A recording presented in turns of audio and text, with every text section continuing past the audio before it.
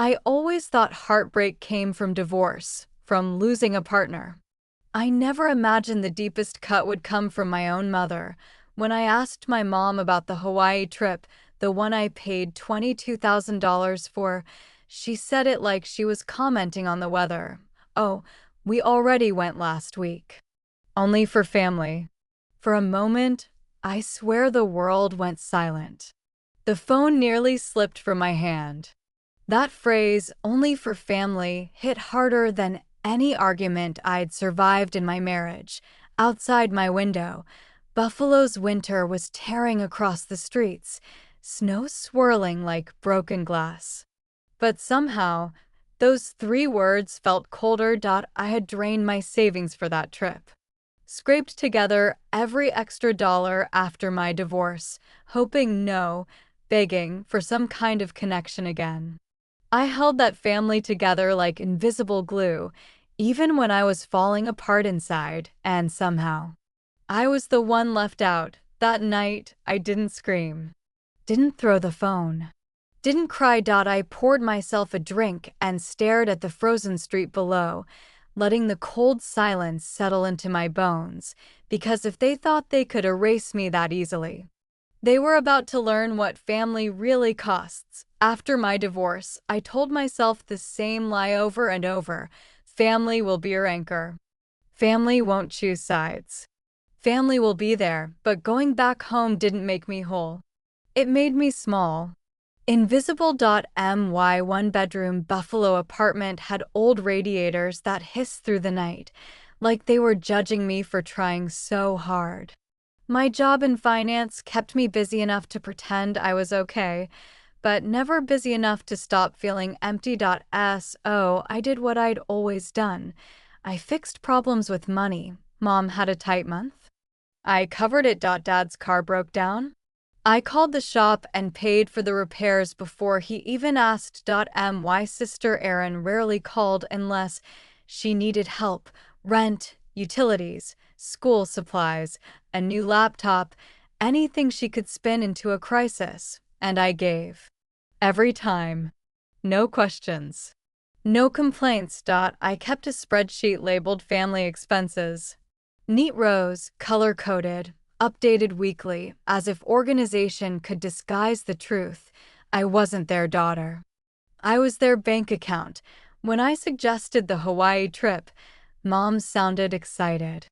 We all need a reset, she said. And God, I believed her. I pictured us together on a beach, warm light, soft waves, that easy laughter we hadn't shared in years. I wanted redemption. A chance to rewrite us. I booked everything: hotels, dinners, snorkeling tours. I didn't even blink at the cost. The night I finished the bookings, I stared at the glowing confirmation email and whispered to myself, "This is it. This is how we fix things." I didn't know the most expensive part wasn't the money. It was the hope. The call came on a gray Buffalo morning, one of those days when the sky hangs low like wet concrete. "Hey, Mom, how's the Hawaii planning going?" I asked. There was a pause. Too long. Too heavy. "Oh, we already went last week. Only for family." My heart stuttered. That doesn't make sense. I booked all 4 tickets. "Yes, you did," she said calmly, like she was explaining something obvious. "It was lovely, Louisa. We just needed some time together. You've been so busy with work." Behind her voice, I heard waves, laughter, a seagull screeching. Then she hung up. The mug slipped from my hand, shattering against the counter. Coffee bled down the cabinets like a slow, dark wound. Only for family. For days, I walked through life like a shadow. Meetings, spreadsheets, polite smiles, while inside, something fragile was tearing apart. When I checked the receipts, my name was nowhere. They had gone without me. Using my money, my effort, my hope. I pulled out a photo from years ago.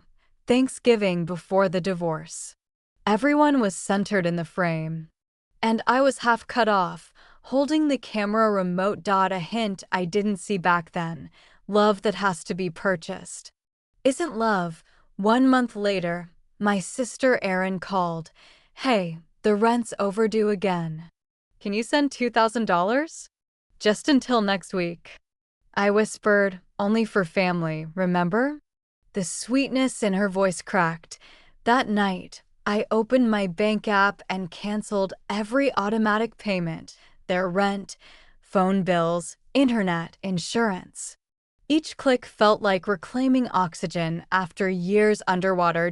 I secured my accounts. I changed passwords. I installed new locks and a camera on my door. For the first time in years, my home felt like mine. 2 days later, the doorbell buzzed.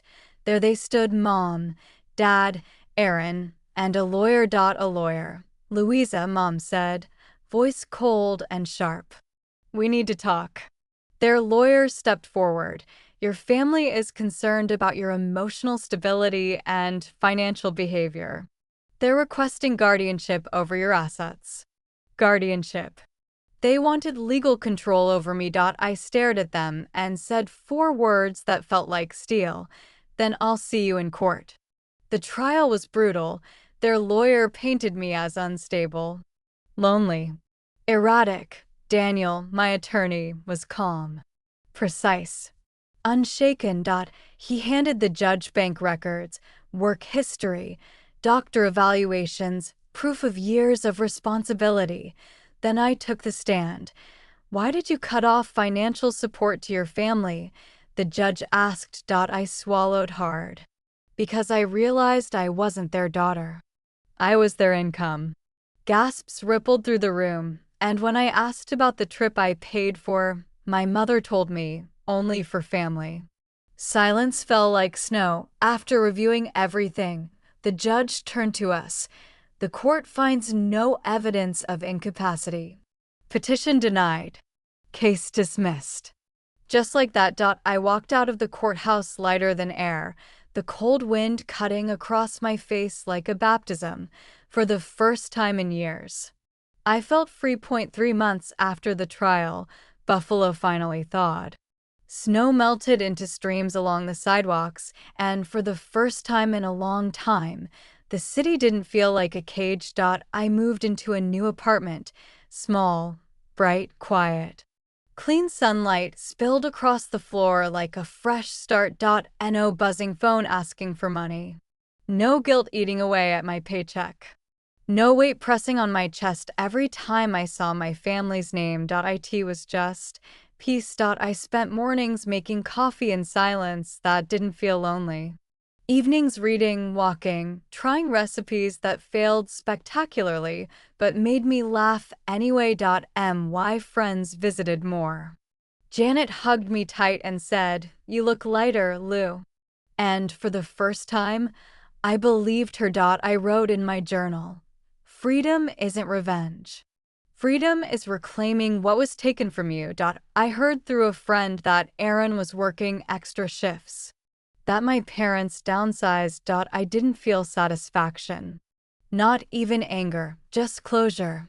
They were finally living their own lives, the ones I'd been paying for. One night, I stood by my window and whispered the phrase that haunted me, only for family.